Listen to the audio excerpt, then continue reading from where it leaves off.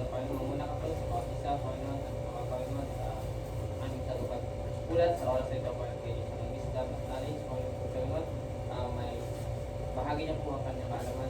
Natin, Panginoon, nawa rin, Panginoon, sa aming mga kangkuhan na kapataran, Panginoon, kayo sila matalang at laminig, at wisdom, Panginoon, pagkang may kidyan nila ang diniskas po na Panginoon, ikaw na po muna at gawin sa mga isa, Panginoon, tayo pag-uwi, Panginoon, sa ako na pagdaray, sa kami sa Pesos.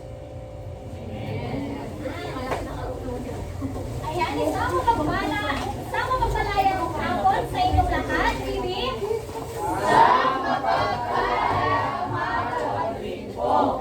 Sige, ulitin natin. Isang mapagpalayang hapon sa inyo, Bibi.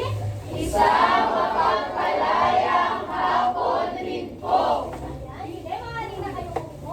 Wala na kayong enerhiya para sa hapon ito.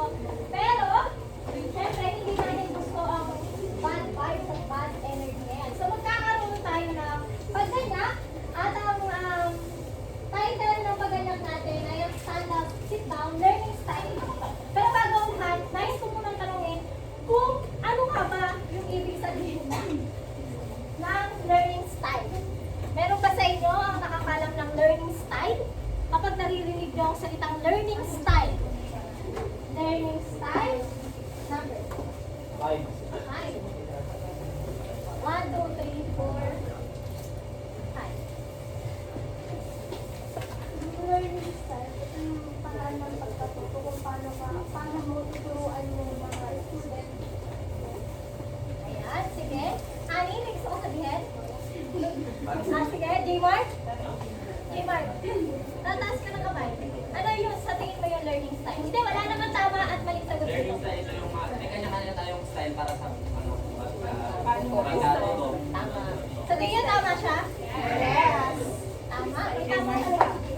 So, tama si J-Mark na ang learning style. Eh kung saan may kanya-kanya ang bawat individual, may kanya-kanya tayong learning style, may kanya-kanya tayong paraan ng pagkatuto. Kaya naman, tatayo kayo kapag ang learning style na maipapakita namin ay parang na-apply nyo sa sarili nyo. Gets ba? Tatayo kayo, kunyari ang learning style nyo ay pagbabasa. So, sa tingin nyo, natututo ako sa pagbabasa. Tatayo ako. Okay? Sige. Umpisahan na natin. Ang mga hindi makikilahok sa pagganyak na ito ay ano? Ay, meron tayo pagka-uusapan ka. Sige? Sige. Next. Ayan. Action muna pala. So, to play, everyone will stand up if their answer is yes or true, and sit down if their answer is no or false. Okay, gets naman natin yung instruction na. May malabo ba? Wala. Okay, first, stand up if one of your learning style is reading. Learning style is reading.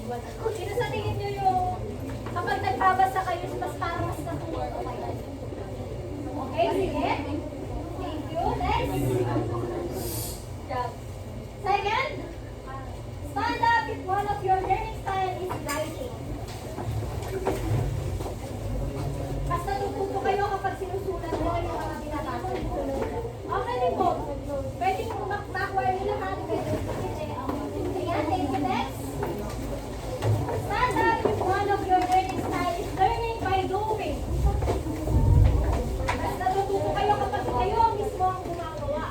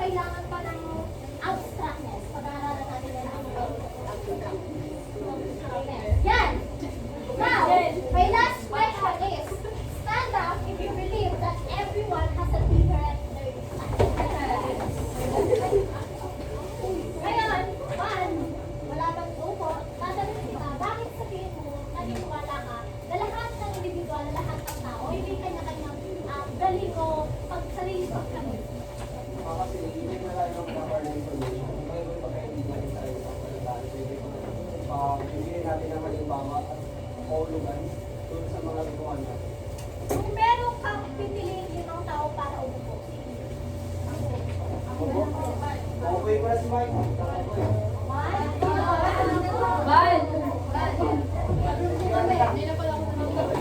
Pauna. Hindi, isa ko kayo si Carl. Yung awat na. Kaya di ba?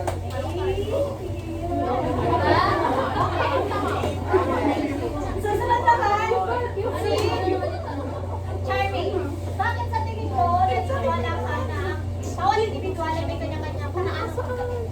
Katulad na doon sa meron tayong iba't iba, meron yung iba mas natutunan sila kapag sila, meron yung iba natututo naman sila kapag nakapanood sila dito. Ayan, pumili ka ng 10 na pwede umuwi.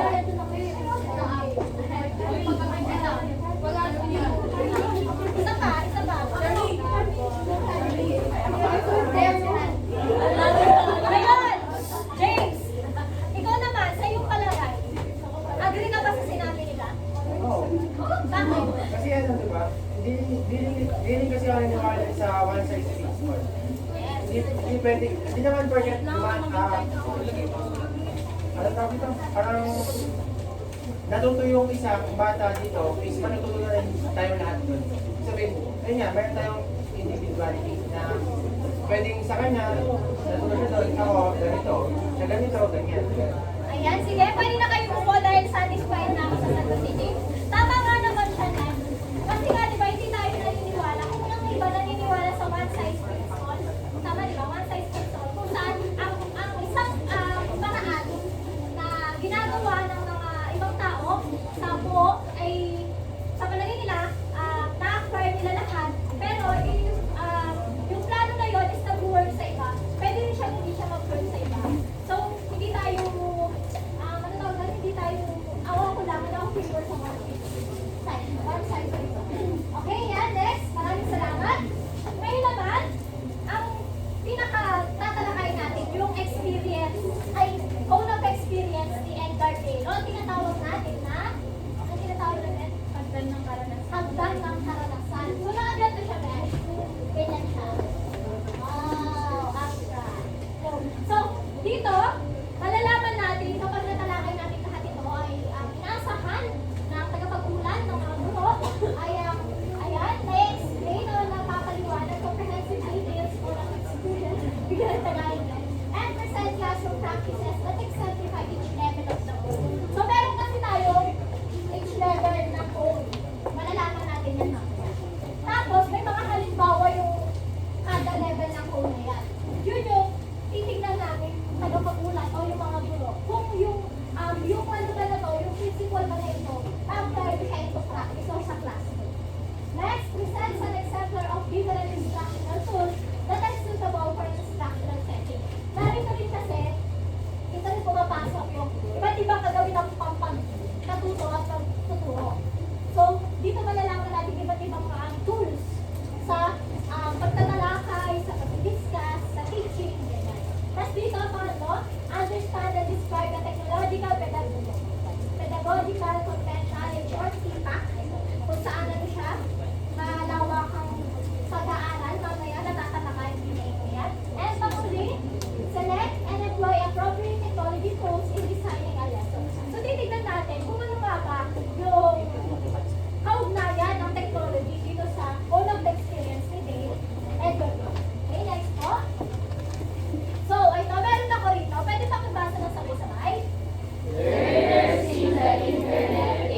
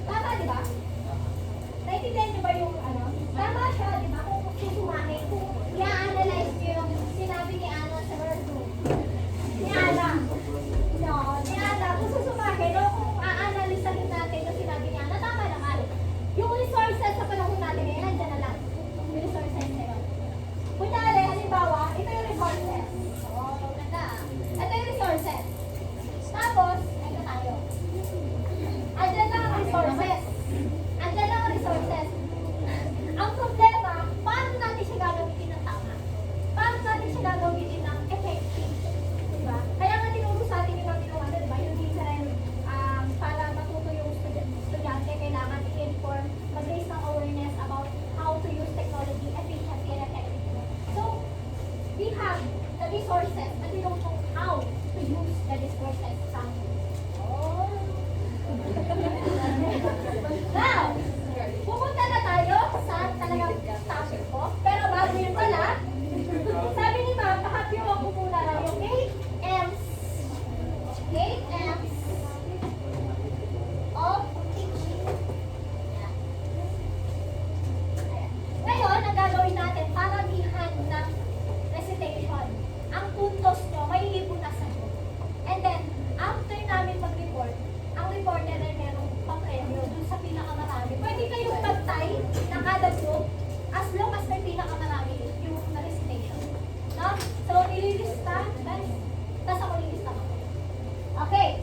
Sino ang makakapagbigay sa inyo, may idea sa inyo kung ano ang isa sa M's of teaching? Una lang.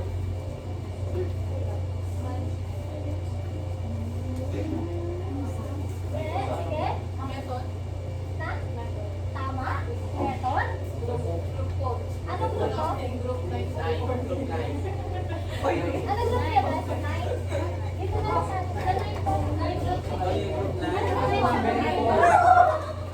sa report. Tama na lang tayo eh. Tama na lang tayo, hindi ka mahirap. Group four? O, group four. Okay? Method? Ano pa? One? Mastery? Yes, tama? Ano ba po? Best, mastery, tama? Next? Ano? Material. Material, tama? Ay, anong group yun? Parang ayaw niya basa. 5. Microsoft.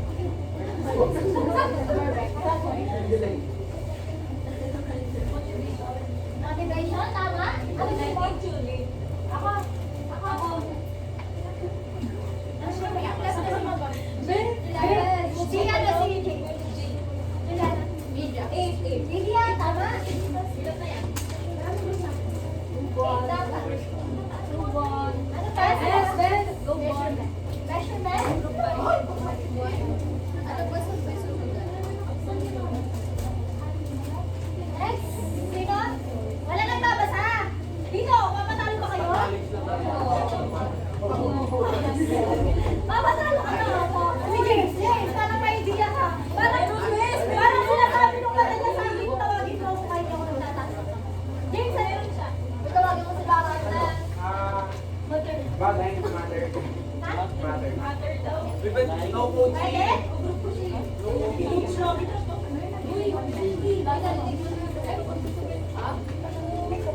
Seven, last na lang. Laman, last. Ay, wala. Pass. Healing.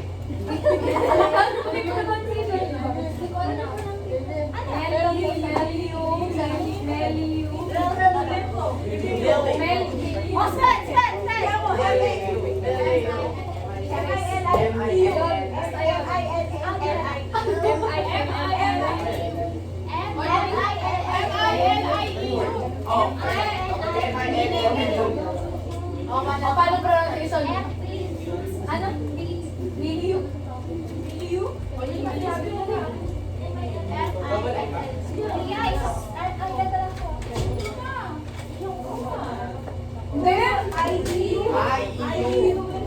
Ay, tama ako. Double M na lang. Ah, hindi na. Tama yung kay Janela. Tingnan lang natin, Ben. Grabe naman. Ang wakundi ay so ito mapahapyawan lang natin siya. So 2, 4, 6, 8. So yung pag-umpisa tayo sa milieu, pag sinabi natin milieu, IU, ito yung learning environment. Importante ito baka natin kasi learning environment na kung saan hindi lang na kung saan sa ito, hindi lang estudyante, ay hindi lang teachers na nagdi-discuss, kundi na-engage din yung students niya. Kaya siya tinawag na learning environment kung saan nagpapalitan teachers and students. Kapag sinabi naman natin matter, ito yung content. Yung content kung saan ito yung mga i-discuss mo na information sa students mo. Pero kapag itong content na to, kailangan kung ano lang yung kayang i-acquire ng mga students mo, yun lang yung pwede mo i-ano. Hindi yung pati kung ano-ano module yung paano mo sa kanila. Hindi, kung ano lang yung kaya nila, yan yung sa utak nila, yun lang dapat. Di ba sabi nga ni Sir Mark, yung tinapay kaya may hati, kung ano lang yung kaya mong kainin, yun lang yung kaya mong ubusin. Di ba sabi ko? So sa method naman, dito papasok yung strategy. Kung saan, ito yung methods na ginagamit mo kung paano mo mapapa-active yung mga students mo. So yun siya tumatawa. Ay, pumapasok. Kapag sinabi natin materials, ito yung mga resourceful things na ginagamit ng teachers para sa pagtuturo. Tapos kung lalabas yung mga kagamitang pagtuturo sa kanila. Kapag sinabi naman natin, mastery, ito na yung kung may natutuhan ka, yung estudyante dun sa teacher nila. Yun yung mastery, yung parang inaaral, tapos kung meron pa silang natutuhan. Tapos next is media. Ang media, ito yung communication. Communication. Ang media, pag sinabing media, ito yung communication. Kahit sa communication, as long as pasok siya sa media, kung paano nakikipag-communicate yung teacher sa students in a different way. Tapos yung motivation, kinakailangan natin paglagay ng strategy and motivation para sa mga students natin for us to be able makakuha yung attention nila. So yun lang naman yung aims of teaching. So dumako na tayo kay Edgar Dale's Code.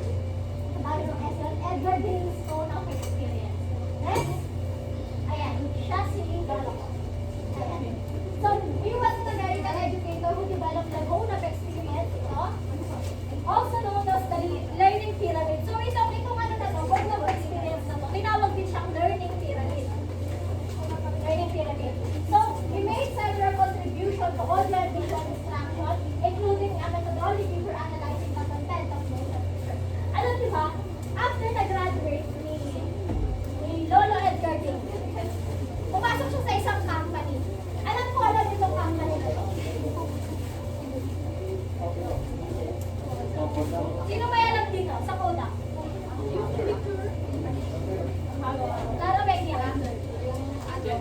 Parang mga camera, mga disposal. Yes, Kodak. That's it. Yan, tama. Ang Kodak, kilala siya as a company na nag-aano siya ng mga visual. Pag sinabi natin visual, syempre papasok na yung mga images. So, siya, parang photography siya. So, pinag-aaralan nila yung galaw, yung itsura, tas kung papaano yung process ng media ay ng visual. So, yun yung Kodak na company na isa sa mga naging company noon ni Edgar Dale. So, ayan, meron siya. Marami siyang contribution sa visual at sa audio. Ayan na, sa Kodak, sila photography. So, marami na siyang So, according to Wagner, 1970, Dale used his position to fight relentlessly for a better school system, academic freedom, and civil rights. Bakit kaya? Sa tingin mo, Jmar, bakit kaya sinabi na si Edgar Dale ay hindi siya nilabanan niya yung school system in a way na parang gusto niya rin na academic freedom? Bakit ba academic freedom? Ano bang meron sa system noon? Okay, sige. Bakit? Kaya, alam ko ba idea kayo? Kasi alam ko nyo to. Hindi nyo lang sige. Bas, Kasi yung system noon, para siyang punching baseball, na parang isa lang yung curriculum na sinusunod, and in-expect yung mga students na ganun yung way ng pag-learn nila kahit hindi naman.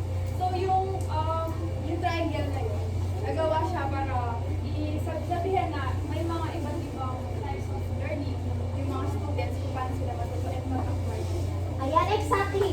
Kasi nga noon, yung mahigpit pa yung system, tama siya na gusto nila isang plan lang yung gawin para sa lahat ng estudyante. Pero si Edgar Dale, si lolo ko, sabi niya, ay hindi, maraming pang iba't ibang individual differences, maraming multiple intelligence, iba't ibang learning style ng mga estudyante.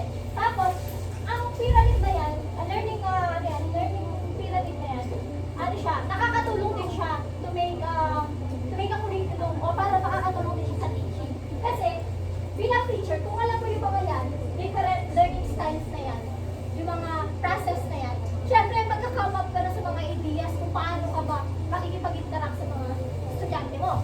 Di ba? So, ayan. Next, Ben.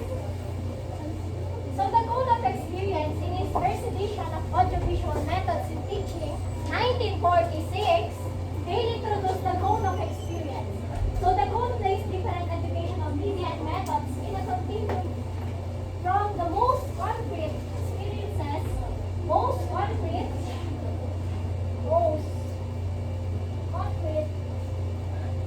and most abstract.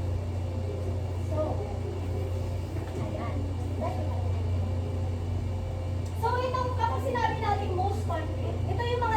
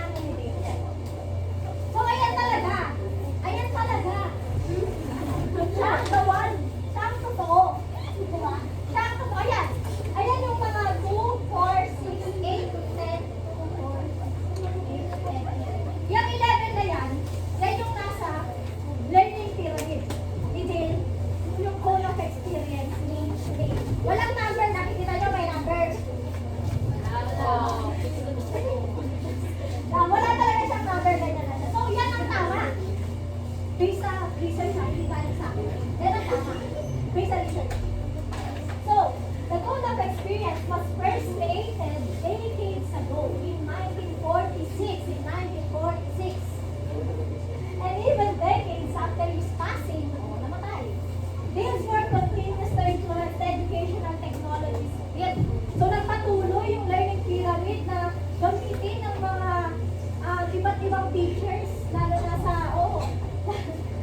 sa, ano kaya, di ba? So its utility in selecting instructional resources activities is just a practical today as when they was created at home. So dito na sila So ayan, the goal of experience corresponds with the three significant modes of learning. Di ba ito 11 to? 11 itong yung hati niya 11. Opo. Di ba yung mabawasan kayo natin? So 11 yan. Ngayon, hinati nila sa tatlo. Ano yung tatlo? Hinati nila sa tatlo. Una? So yung 11 na to, nakati siya sa tatlo. Kasi nga, yung mga halimbawa na to, kunyari, enacted siya. Kasi ito, kasi ito symbol. Parang pinag-merge niya yung ganyan. So ngayon, mag-aaralan natin yung enacted lang kasi yun ang talaga yung topic ko. Yung enacted. Ayan na pala, enacted. So kapag sinabi natin enacted from the word active and from the word enact. From the word enact, kami ibig sabihin ng enact. Enact.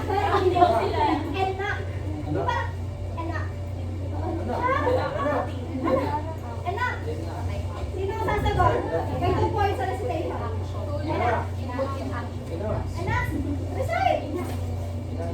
Enact. Nabasa kasi kanina yung inactive learning by doing. So, kumbaga, kung natututo siya sa, kung parang sa TESDA, natututo yung estudyante sa, kunwari sa pagkakalag. Pagkakalag na About ng sakyan. Tapos yun yung ginagawa niya, learning by doing kasi kapag ano yung ginagawa niya, doon siya natututo. Tama. Diba? Sige, may karagdagan. Sige. Kuya, ng simple terms. Paggawa. Paggawa, tama, enact. Gawin mo. Ikaw, pangasunod ng enact. Enact, di ba? O, bigyan mo sila ng tag 2 points.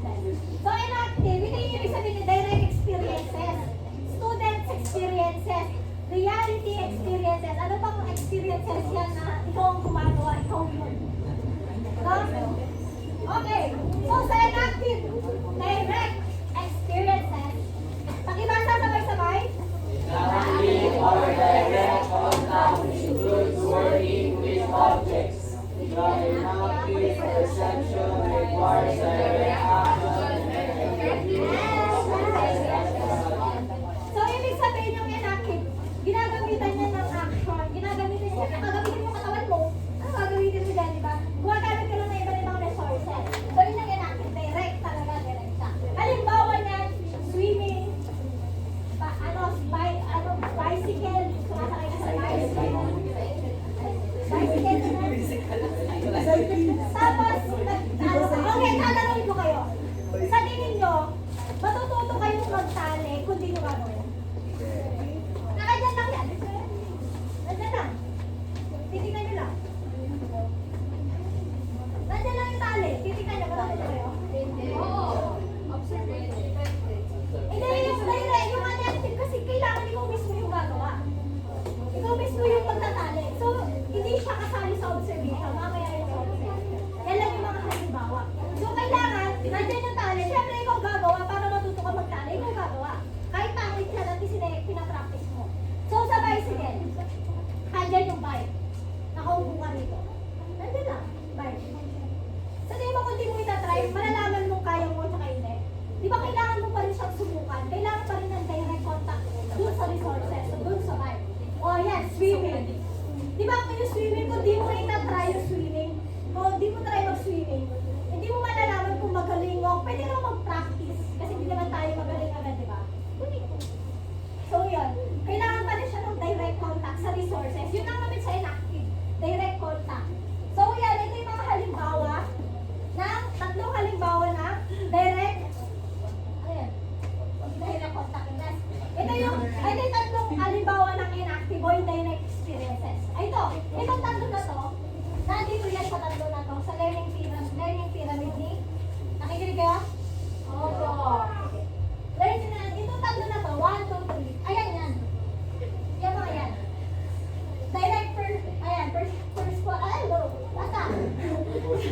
Ito tatlo na yan. Yan tatlo na yan. Nakikita din sa pinaka bottom.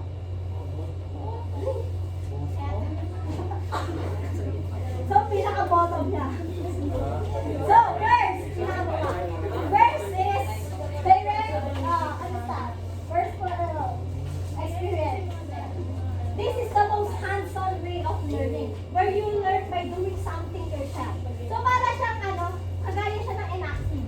It is one of the best way to learn because it connects directly to real life. Para siya kagaya ng enacting na kung saan ikaw mismo ang gagawa para malaman mo. Yung parang ganyan. Pero ito, more on reality siya, Besa. More on reality yung mga ganitong way of learning. Halimbawa, para malaman mo kung paano, ano tawag doon, nag-grow yung plant. Para malaman mo. Di ba? Kailangan mo siyang gawin kung paano yung tamang process.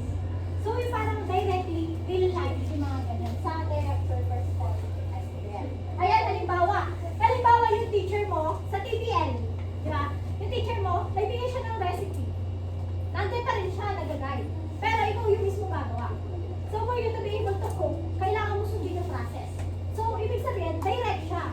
Direct siya, ikaw ang gagawa. Ikaw ang matututo. Ano yung mga resources? O ito naman yung sa volcano. Hindi mo alam kung paano siya pumuputok yung volcano. Hindi mo alam paano siya pumuputok. So, sabi ng teacher mo, para malaman natin kung paano pumuputok yung volcano, ano ang papuntahin kayo ng teacher mo dun sa vulkan? Diba? So, kailangan, kayo na lang ang magano kung paano siya pumuputok o kung paano yung pagputok niya, kung paano yung paglabas ng lava. Diba? Lava. Oo.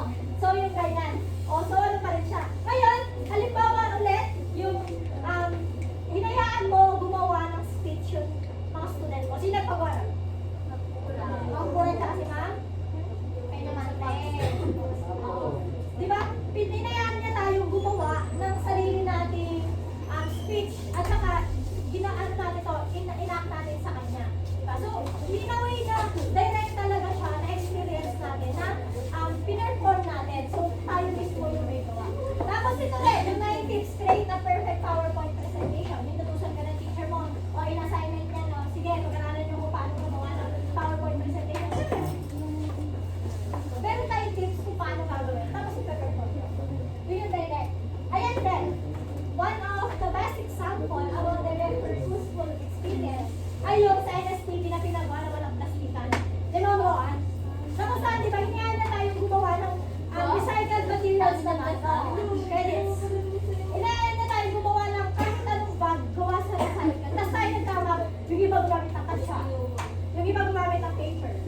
Ano ba yung ginamit ko iba? Ano ba yung ginamit ko iba? Tela. Katsa. Yeah, so yun ang best example na mismo pinapagawa. At saka ito, kung na-try nyo ba sa school na dati na pinagawa kayo ng parol? Sa TLE. TLE tas recycle, di ba? Tas may grade. Yung mountain blue. So yan yung mga parang direct yan, direct purposeful experience na pinapatay sa ito. So ano yung una? Direct purpose. Ulit. Ang inactive, yun yung inactive may call it symbolic, yun ang naghati sa 11 principle. Kunyari, ito yung nanay, inactive, yung anak na tatlo. So, una yung anak niya si direct purposeful experiences. Ibig sabihin, direct na pinapagawa sa inyo, reality na pinapagawa sa inyo na kayo mismo. Wala na iba. Okay. Ngayon naman, contrived experiences. Next, ma-spell natin ito. These are not as realistic or rich as basta, hindi ko na babasahin. Ibig sabihin lang ng contrived experiences, kapag hindi available yung resources, kailangan mo mag-come up sa isang idea na kaparehas to. Gets nyo? Halimbawa niyan, solar system. Ang teacher ba, pupunta pa tayo sa ibang planeta para makita natin yung solar system? Alis pa tayo ng Earth? Anong gagawin ng teacher? Magkagawa ng model. Sino nakatry nung exhibit nun na pumasok sa ano? Di ba pumasok kayo? So, hindi nila tayo madadala doon. Yun na lang ang dadalhin nila sa atin. Pero, ano lang, replica, ano lang siya, parang model lang siya, ano gagawin natin.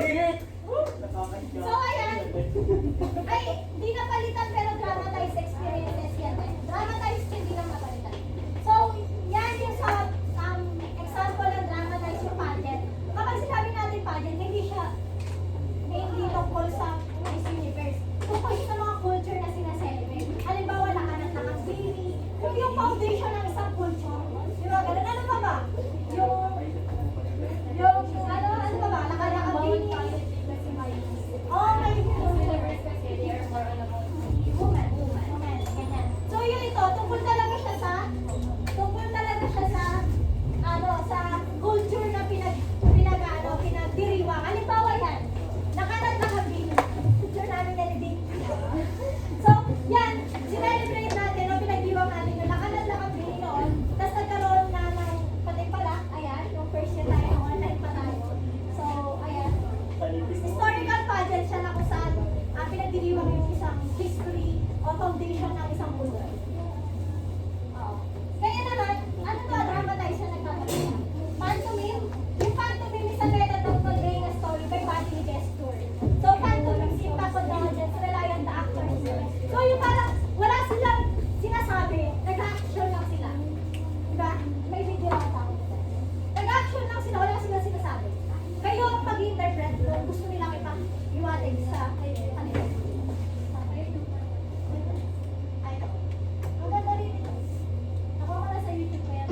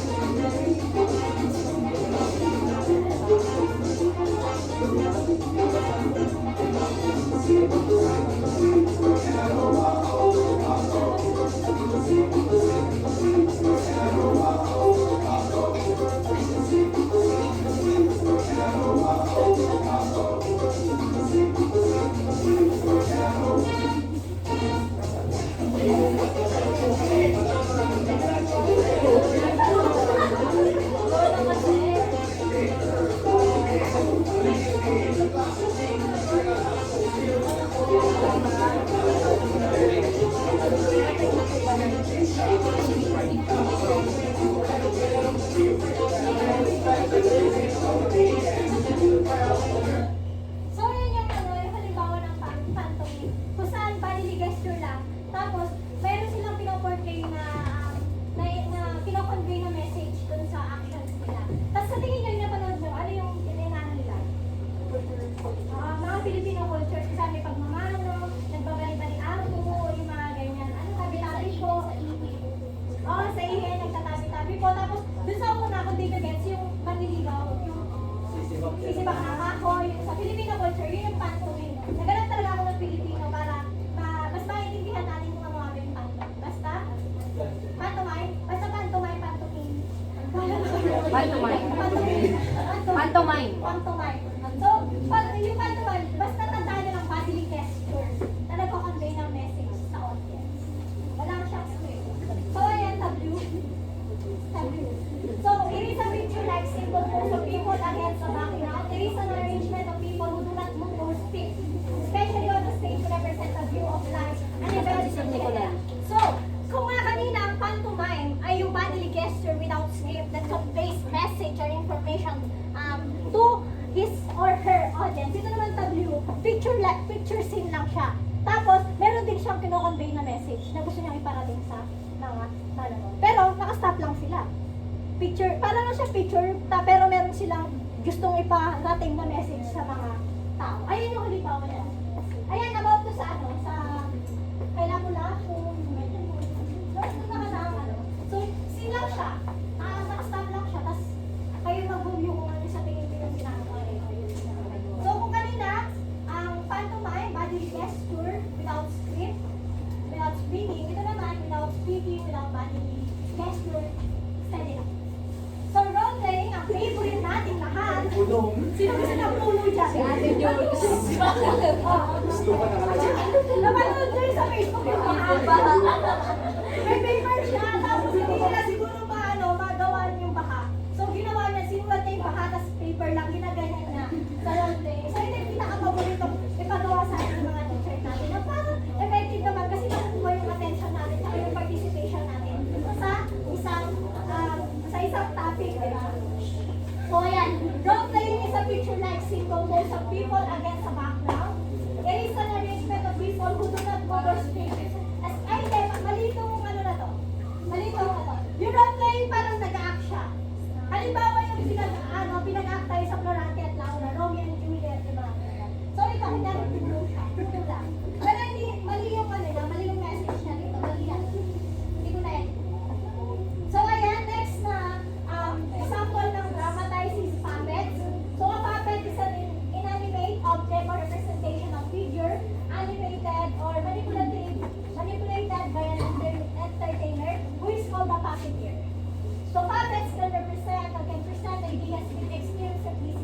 Di ba yung mga bata, yan ang madalas ng mga bata. Kapag puppet, parang mas nangingalo sila. Yung may iba-ibang nasa ito, papakita ko yung iba't ibang halimbawa ng puppet. Shadow puppet, na ginawa natin yung kay Ma'am Shin, di ba si Angeline? Ginawa na yun nung madilim. Angeline. So, black silhouette made from lightweight cardboard shown behind the screen. Pero, pag tayo pag-brown out sa atin, yung bata tayo, no? Brown, tapos may flashlight, tapos, ano ba yung favorite ko? Yung ganyan ba? Favorite? Aso. Pag tadilim, makikita niya. Ay, hindi sabi sa akin yung aso. Balik ka tayo ng aso. Ito yung aso sa akin. Okay, so, ayan. Ito meron ito naman, meron siyang cardboard, tapos meron puting tela, tapos may mga video, pwede ka mag-print, pwede yung katakamay mo lang, pero minsan, sila, nag-print sila ng mga different shapes para may pakita. Para yung shadow puppet. That puppet, figures stuck to a stick with one or movable part and are operated below the stick through wires or rods. So ito, meron siyang stick. Kunyari mag-print out, magka-cut out ka ng paper na, ayan, may ganyan, kunyari bar. Tapos lalagyan mo siyang stick. Tapos ganun kayo, parang nilalaro mo lang siya. So it is a type of puppet na nilalaro mo. Pero meron siyang stick. Naku, bumalik. So meron pa ang glove and finger puppets. Make use of gloves in which also Sige, sir, yung may kami. Di ba may nagpiprint tayo ng mga teachers natin? Tapos ilalagay siya sa daliri natin. Kunyari, ito si mama, ito si papa, ito si ate, kuya, bunso. Di ba yan sila? Tapos kunyari mo sa, oh, mama, sa kagali, papa, sa kagali. Di ba ganyan, di ba? Oh, kunyari, nasaan si mama, nasaan si mama, dito lang, dito lang. Di ba? Tapos meron silang itsura. Kung naalala niyo, kitere.